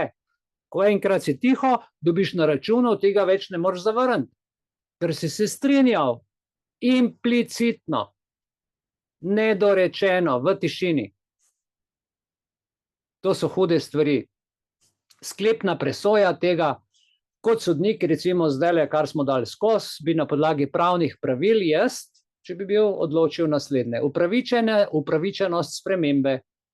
Če pavšalni strošek ni bil nikoli predviden v pogodbi ali v splošnih pogojih, ki nam jih takole dajo zraven, se uvedba šteje za nezakonito in naročnik je oproščen plačila. Distributer bi moral strošek v takem primeru vključiti v pogodbo že ob njegovem sklepanju.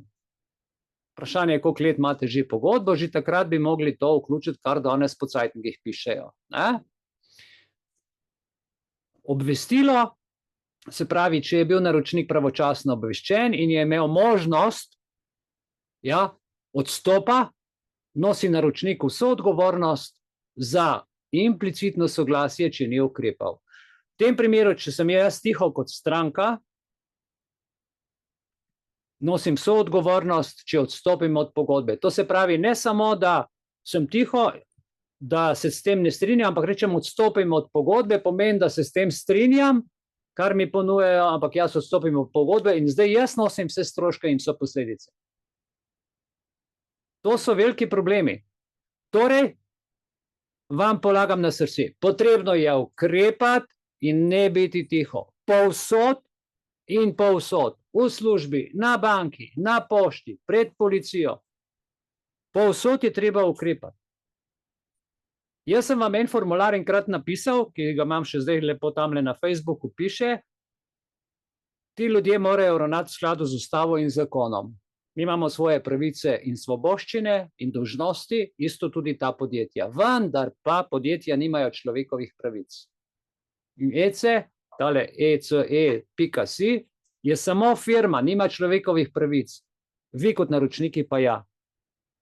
In tudi sem dal tabelo tistih človekovih pravic, kjer rečete človekovo dostojanstvo, vrednost pogodbe, krši se to pa to, zato ker vam je firma to pisala, se vam ni osebno nihče pisal, ampak EC.si vam je pisal, neka entiteta. Ne se strinjati s takšnimi stvarmi neumni, ne? Ker tukaj človek zgubi pravičnost. Čeprav je distributer, mislim, da se zanaša na pravno dopustitev možnosti, ki jo je naredil z oglasom v časopisu, veste, on mora na vsak način, če se nekdo pritoži, dokazati, da je ta pavšalni strošek skladen z obstoječimi pogodbenimi pravili in če tega ne dokaže, bi jaz kot sodnik, če bi to prišlo na sodišče, presodil v korist naročnika, v korist tebe oziroma v korist stranke. Za zaključek vas prosim, vam dam samo še nasvet. Preverite pogodbe, preverite splošne pogoje, če so zraven, če omenjajo to možnost pavšalnega stroška in če to ni predvideno, če ni zapisano, absolutno je treba pisati, protestirati, telefonirati. V najkrajšem primeru, če boste pa odstopili od pogodbe, zaradi kršitve, ki sem jih zdaj povedal, je kriv distributer in mu lahko nabijete odškodninsko tožbo. Po želji, par 10 000 evrov. Zaradi tega enega evra, zapomnite si. Če tožba temelji na pomanjkanju pogodbenega soglasja, imate dobre možnosti za uspeh.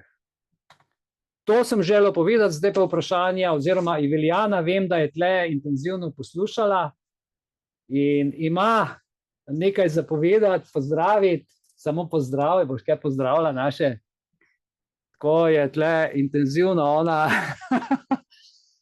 Ja, kako si se počutila ob teh informacijah? Jaz te občudujem, kako znaš v globino jeti, v širino in iz ene zadeve narediti. Ja, en evro je, dobro, vse en evro je vseeno, ali je to študijo. 1000 evrov, ali 1 evro gre za golfijo, ne? A veste? Zdaj tako, a ne, če se pri malih stvarih ne Popustiš, ja. ne odločimo, da jih uredimo, potem sledijo še večje stvari, a ne. Tako da hvala. Ja, prosim. Mislim, zelo pomembno je pri teh majhnih, to si zelo lepo povedala, pri drobnih stvarih, ja. Ja. Zelo pomembno. Evo, imamo srečo, da imamo nekoga, ki si vzame čas. Ja, pa spomni, ljudi je treba spomniti, ker zaspijo, pozabijo, ja, to je evro tam na koncu meseca, pa a veste kaj, na koncu leta vi izgubite 5 ali pa 6 000 evrov sam zaradi tega, ker se vam ne ljubi za 1 evro prepirati. Ker vas kar rubijo povsod, vzamejo malo tle, malo tam, pa za vrečke, a veste, v trgovino greste, ja, ne vem, evro, 2 evro. Halo? Ja, sam nekaj bi kle še dodal, ne. Povej. Marsikjer, tle je treba biti tudi previden, ne. Tam piše za odjemno mesto. Marsikjer ima pa lahko 2 odjemna mesta, pa položnice pošiljajo samo na en naslov. Aha, potem pa en plača, en pa ne. Ne, oba pa, lejte, recimo primera, ne.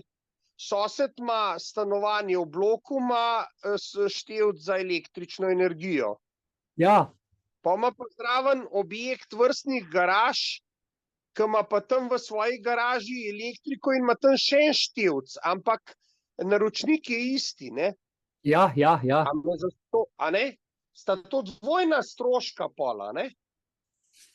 Teh mreku, teh 2,43 ali pa po mailu 1,21, ne? Ja, na koncu Za prideš. vsako odjemno mesto. Ja, pa to. In A kje ne, je? ker ti pogodbo prekineš za oba odjemna mesta, če imaš 2. Ne? Treba biti previden, ja. Ne, eden ima lahko hišo, pa stanovanje v bloku, ne? Ja, točno. Primera, ne? Ampak lastnik oziroma naročnika, ne, je eden, ima pa 2 odjemna mesta, a ne? In je vse to krat 2, a ne? Ja, ko se šteješ na koncu je to. To so kar veliki stroški.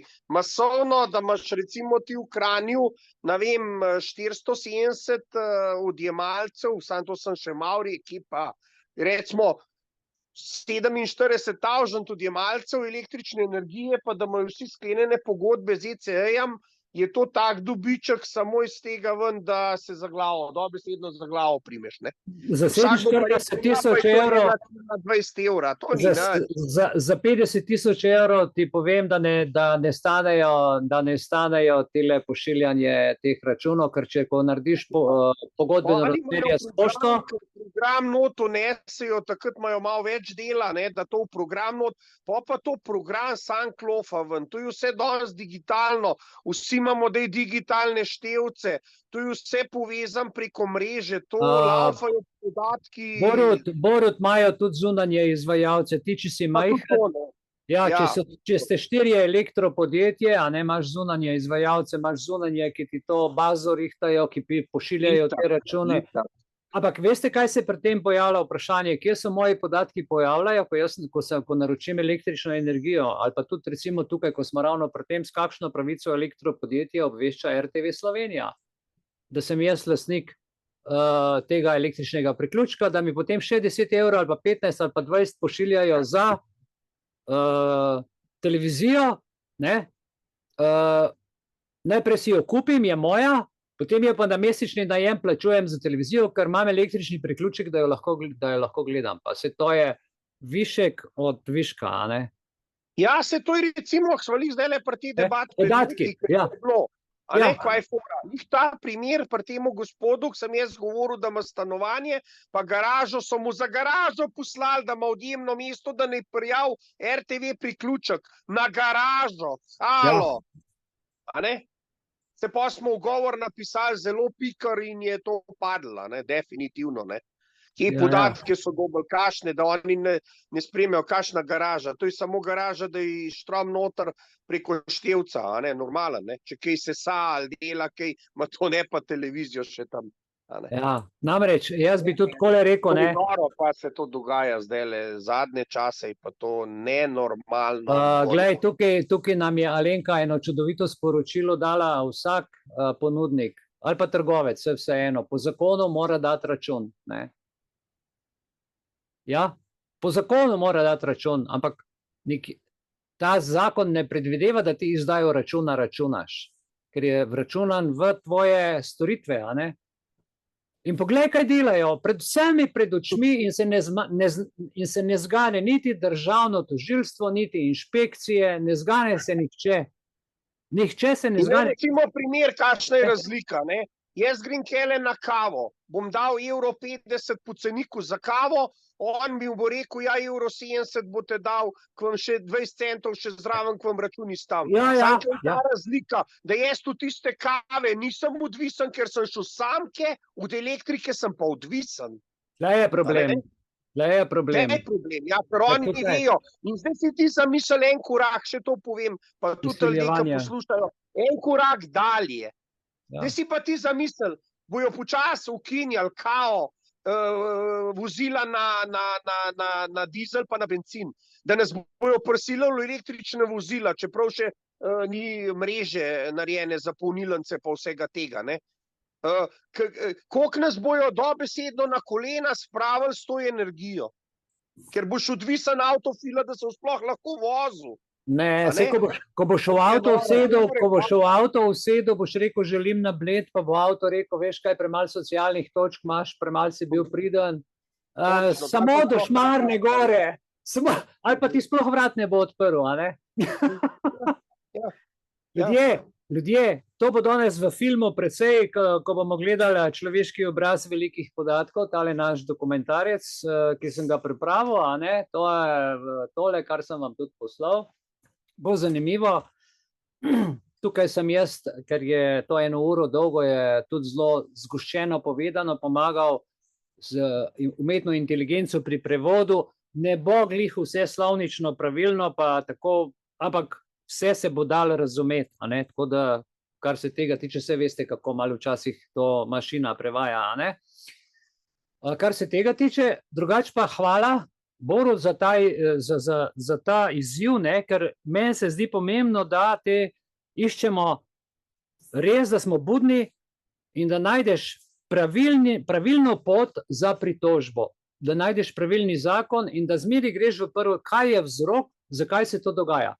Zakaj podjetje to počne? Ali to počne zaradi odloka, ki ga je dala vlada, da more nam to pač dati? Ali je zaradi podražitev pošte? Ali je zaradi prisilne digitalizacije? Ne? Ker zmer ti si lahko imel na izbiro, ali papir, ali pa to. Isto je pri gotovini. Glejte, začne se pri računu, končal se bo pri denarju. Na koncu bo rekli, ja, gotovina je papir, je kot računa, ne? 100 evrov v rok. Zdaj bomo šli pa na digitalno in če boš hotel z računom, z denarjem plačati, boš doplačal na mesto 100 evrov, 102 evra, ker si plačal z veljavnim bankovcem. Ja, vse je iste, ni nobene razlike. Ne? Ali pa če si s kovancem plačal, boš plačal, ne vem, na mesto, tako kot si ti lepo rekel, kavo, evro pa pol, €1,70, zato ker si plačal z fiziko, a ne? In mi gremo čisto napačno smer. Kaj če zmanjka elektrike? Kaj nekdo, ki ni digitalno pismen? Kaj nekdo, ki ne more fizično z aparaturami ravnati, ki lahko samo ponudi denar in ima uslugo narejeno? Mislim, tle so ti ljudje, ne vem, kaj počnejo, zakaj to počnejo na tak način, ko počnejo.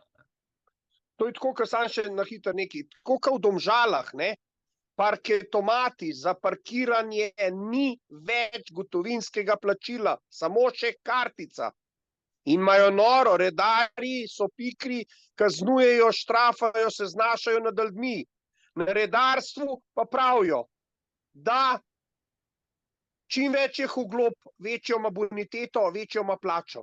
Ja, se vem, oni imajo normo napisano tam, vem. Ja, Isto policisti več ko ustav, več ko položiš napiše, višji izleze. Ne? Take policiste je treba vse zaprti, ker on ni tam plačan na normo, da bo štancal tam en izdelek, v tem primeru globe, ampak on zato, da varuje življenje in premoženje ljudi, to je osnovno poslanstvo, ne pa pisanje položnic pa na neke fikcijske prekrške, ki ne obstajajo. Ne? Tako da to. Ima kdo kakšno vprašanje, poleg Boruta, ki je že povedal, še kakšno vprašanje v zvezi s tem nocojšnjim pogovorom, debato, podajanjem?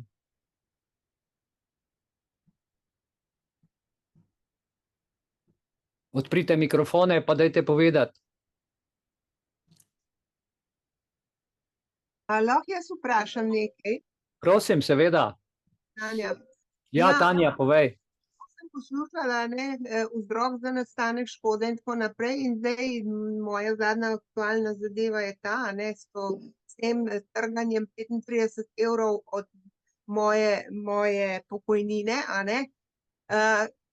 Ja, a ni to isto, če na podlagi neveljavnih zakonov ti kradejo denar? Zdaj gre, a veš, jaz oprosti, no, da ti sem takole direkten.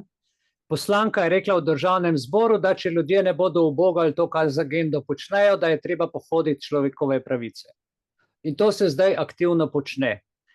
Počne se zelo nečloveško, ker sami vidimo, da se to nikoli ni dogajalo na tak način, kot se zdaj dogaja. Torej, njihovi plemeniti cilji, 17 ciljev trajnostnega razvoja, ki so čudovito napisani, boljš kot Biblija, ne vem, še boljš kot ne vem kakšni človekove pravice tam v tistih zakonih, vse generalno, splošno, v resnici delajo pa čisto obratno. Ne? Ko govorijo o transparentnosti, govorijo o prisili, pa o zakrivanju dogodkov, sodišče ne dela, tožilstvo ne funkcionira. Ko pride do situacije, v kateri si povedala, se pritožiš, ampak se prav norca delajo. Dela se norca upravno sodišče, dela se norca sodišče za družinske zadeve, za podnebne zadeve. Vsi se delajo norca iz tega in ti ne moreš niti naprej prideti, niti nazaj.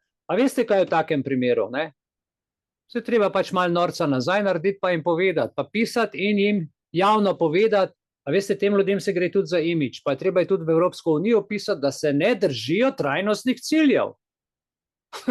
Če oni izvajajo trajnostne cilje, kjer piše, da mora biti transparenten, pošten, da mora biti dober, da nas mora vključiti. Zakaj me ne vključi na sodišče, zakaj mi ne dovoli, da izrečem svojo pritožbo, zakaj mi blokirajo mnenje na družbenih omrežjih? To ni vključevanje. Glih vse obratno, en Tanja in to, kar si ti zdaj povedala, ali pa to, kar smo izpostavili danes ta račun, in pa mnogo drugih stvari, da ne omenjam, ne? Kaj vse ljudje sprašujejo, pišejo in kaj vse mi povejo. Tudi Borut je povedal par stvari, pa Hudo je, zaradi tega, ker ti ljudje, gledajte, to so državljani Republike Slovenije, glih tako imajo družine, glih tako imajo svoje partnerje, imajo svoje stanovanje, živijo med nami in z nami po eni strani. Po drugi strani pa, ko je v službi, je pa največja gnida od človeka, ne? Ki po svojem lastnem narodu pljuva in dela take stvari. Kako taki ljudje sploh lahko v službo hodijo, za to plačo dobijo? Prosim, naj mi nekdo to pove. Ne vem. In v Sloveniji nihče o tem na glas ne govori. Redki si upa kdaj kaj reči. Proti državni upravi, proti inšpekciji, proti ministrstvom, ker vsi delajo škodo narodu in to evidentno škodo. Če ne kradejo denarja, delajo pa tako škodo, da nam zmešajo v glavo, da potem rabiš psihologa, da si duševno moten ali pa finančno krehneš ali te pa udari, ne vem kaj še, kaj drugega. Ne? Hudo. Tako da, lejte, ne? Simona je tle napisala, mene pa zanima, če si učitelj v osnovni šoli privošči, da gre, kako da gre za učenec na WC, ter vodstvo šole pritiska na hčerko, češ da so zaradi nje v takem zosu. Ne razumem tega najboljš. Simona, si z nami? Lahko to mogoče izpostaviš? Berem tle. Če si učitelj v osnovni šoli, privošči, da gre z učenci na WC. Ojej. A je to še kaj na kateri šoli? Da gre za učencem na WC, če gre učenec na toaleto? Miduro, ne vem kako. Tako sem razumel, no? Vse veste, pri takih stvarih se začne, pri maskah, pri uboganju, ne vem. Mi smo edina bitja, ki plačujemo svoje življenje na tem planetu. Edini norci. Še položnico ti pošlje ti račun in še na tisti račun ti še pošlje še dodatni račun za ta račun. Ok. To je pri davkih. Z obdavčenim denarjem ne plačo, ki je že bilo vse utrgan, kupiš neko robo, pa ima 22% davka še na to robo. Ja, bruto neto, vse je itak, jasno, ja. Ja. To je trojno, ne? Oni delajo, namesto trilateralne pogodbe, delajo trilateralne davke.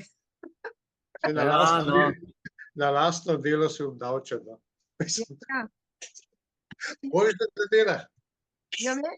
Ja, ceneje biti na sociali, ne?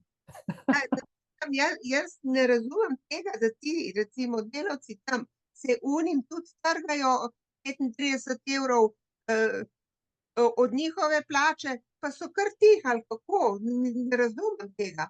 Ja, veš, kaj ima kredit? Ja. Normalno. Ne vem, če je to toliko normalno, ampak Boris, ja, za nekoga je normalno, ne? Ja, seveda, to se pravi, imamo prav z lunatiki, ne pa, ne? In oni rabijo trajno oskrbo v norišenc. Za moje pojme, če take stvari počno. Ker to ni nobeni stvari. To je osnova satanizma, vsiljevanje volje svoje volje drugim živim bitjem. Nekaj je zelo pomembno. Zelo pomembno je, če glih ni enostavno, to ni naša naloga, naše poslanstvo, vsi, ki smo spoštovani tukaj zbrani, pa vsi, ki nas spremljate mimo Zooma. A veste kaj? Najbolj pomembno je, da je ta situacija, ki je, mi smo v vojni. Duhovni vojni, v fizični vojni, v taki in drugačni vojni. Ja, v vojni. Veste, pomembno je, da ko pride pritisk, ko človek to začuti, da ima toliko moči, da zna to napisati, reči, ali pa stopiti v neko skupnost, kjer se tudi, recimo, društvo Belis, pa društvo Uno, pa društvo ne vem kaj, ampak v glavnem so vsa društva prodana v Sloveniji, so vsa pod ministrstvi in to so NVO-ji, ki delajo za vlado in še oni po nas čomfajo, ker dobivajo nepovratna evropska sredstva Ampak kaj se bo zgodilo, ko tega denarja več ne bo, če se bojo ti ljudje živeli? Firme so propadle, produkcije ni, ne vem, kaj uvažamo, pa kaj izvažamo, nimam pregleda. Nekaj je sicer, Ja, nekaj malo. premoženje bodo začeli pobirati ljudem, Yes. no, in bodo to pol prodajali in tako Ja. naprej. In ta veriga bo šla v tej Ja, smeri. ja. Kaj pa pol, pa Ja, tako imajo ti. po pa socialne točke, ker so vse prodali, kar je bilo v Sloveniji v 30 letih. Vse firme so zaradi te agende bile prodane in to je naredil Drnovšek, je začel, Pahor je nadaljeval in vsi ti ostali naprej. Dača zdaj bolj po ruskem sistemu to dela, a ne? In tako naprej, ne? A veš, tako gre. Vse gre v maloro.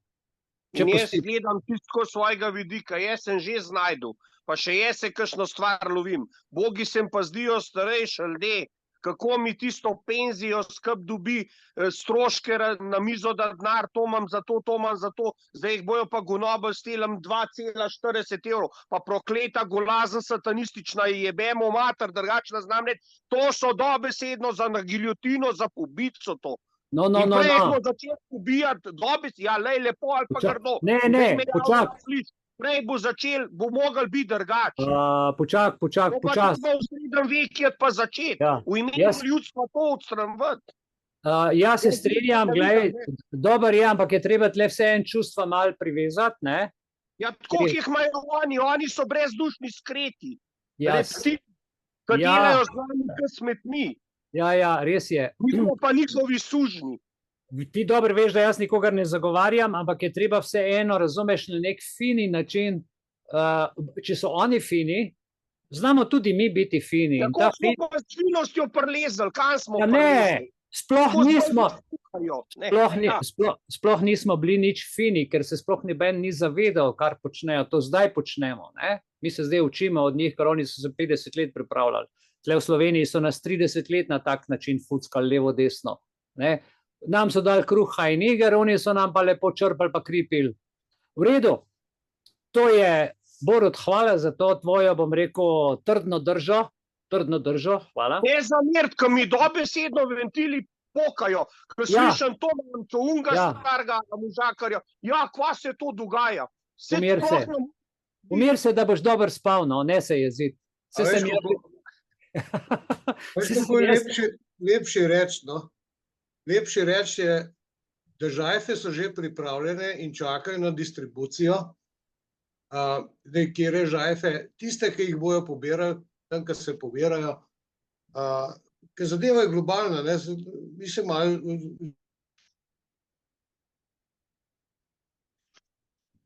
zelo se fokusiramo na Slovenijo, včasih se fokusiramo te zadeve, ja, konc mu je, ne, in to tako izgleda ta konc, ne. Kako izgleda ta konc? To si zelo lepo povedal, ne? Pogledaš Žajfe so Avstrijo, pripravljene, Italijo, ne. povsod je enako, ampak jaz moram problem nekako s temi ljudmi tle reševati. Kaj mi pomaga avstrijskemu kanclerju pisati? Nič. Ja, seveda, ne, ampak Ja. Ne? zadeva je globalna, ne, to se je tisočletja razvijalo, pa razpasalo, pa nam v možgane prelezalo, ne, da mi se šele zdaj, par let se šele nekako sveščamo, glede na pritisk. Ja, absolutno. Ta pritisk je od nekje povzročen, ne, tudi. Ja, to se razlagam, no. pritiska se od zunaj, a ne? Od zunaj se pritiska na naše poslance, na odgovorne ljudi, ki so jih posijali čist, razumeš, po celi Sloveniji, skozi MVO-je, skozi podjetja, skozi direktorje, skozi lastnike, skozi celotno državno upravo na ključna mesta, pa naj si bo to pošta, naj si bo to Telekom, naj si bo to, ne vem, državna uprava ali pa državni zbor, predsednik države, samo na ključnih mestih imajo ljudi, mlade liderje, mlade šampione, a ne? Oni imajo prane možgane, ker pač to tako gledajo. Mi smo pa v situaciji, ki pač nam to ne odgovarja, zaradi tega, ker je to prisila in na to se pa pač ne bomo šli. Ja, in zato so davki rasejo, vse posod nabirajo, zato ker se zadolžujejo se z evropskimi sredstvi in igre na uporabo. Dokler narod je treba pa plačati. Dobro, ok. Jaz mislim, da smo nocoj par stvari dobrih povedali. Še enkrat hvala vsem. Boris, tebi, Borut, Tanja, vsem, ki ste napisali, ki sodelujete.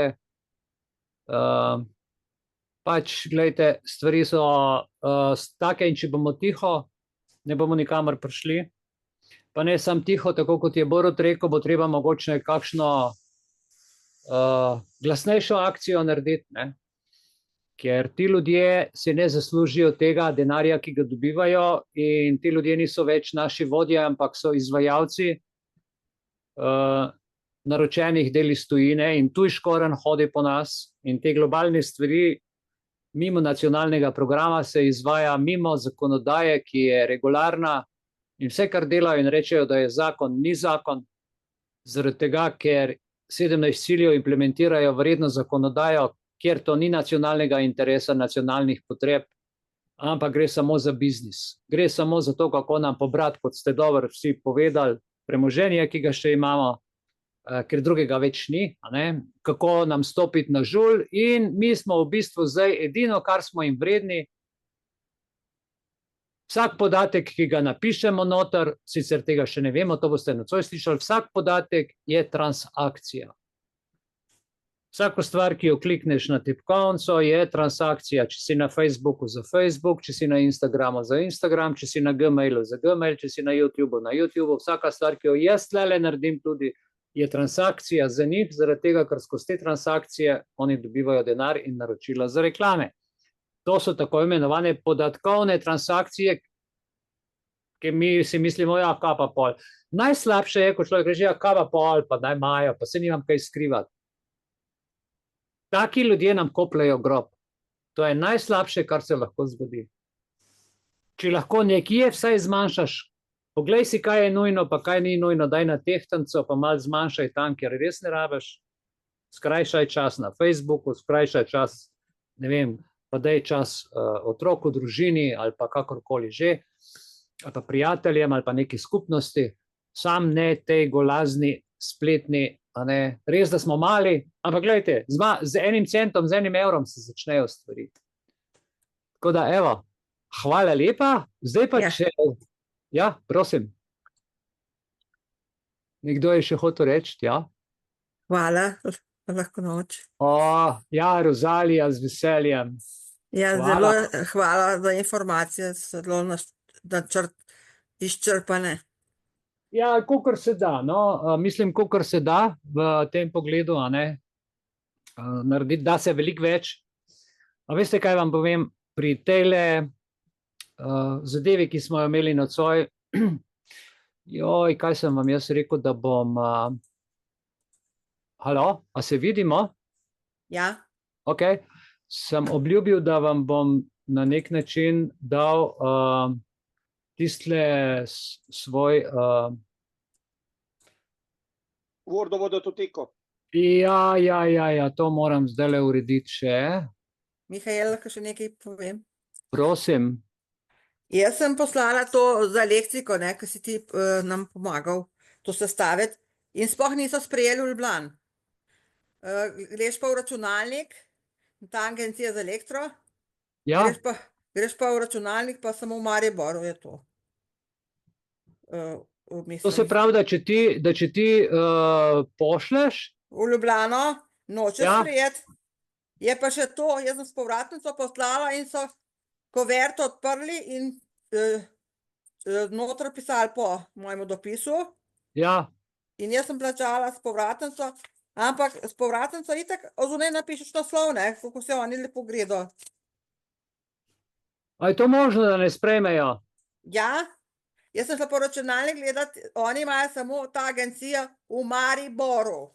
In sem napisala v računalnik agencija za energetiko, energijo, Ljubljana in me je vrglo Mariborsko ven.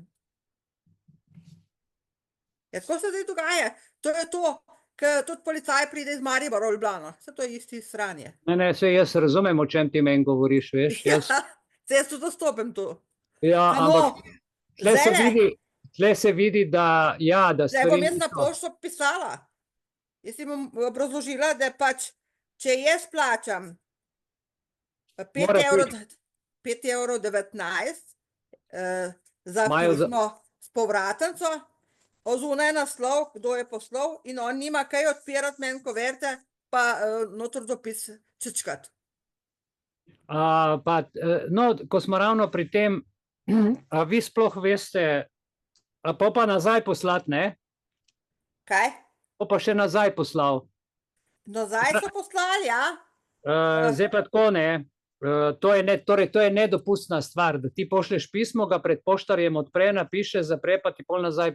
In piše, ne obstaja, sem rekla, zakaj ni poslano, in je štempilka in je napisal en polopismen, ne obstaja, število ne obstaja. Ne morem verjeti. Ja, A vi veste, da imate zagotovljeno tajnost pisanj in tajnost paketov, oziroma da je... Ja, zdaj pa meni, jaz pa lepo dopis odprem, ne, in vidim, da je karčečko po mojemu dopisu. Ne morem verjeti. Ja, je. Ja. Jaz vem, kaj sem... V ustavi, jaz imam, sicer ne vem točno zdaj na pamet člena, bi ga mogel poiskati, zdaj nimam tega časa. Ne, se ne Ja, rabiš. ampak hočem povedati, v ustavi, pa tudi v zakonu, torej, če je pošta odprta, je ne more vračati, ne?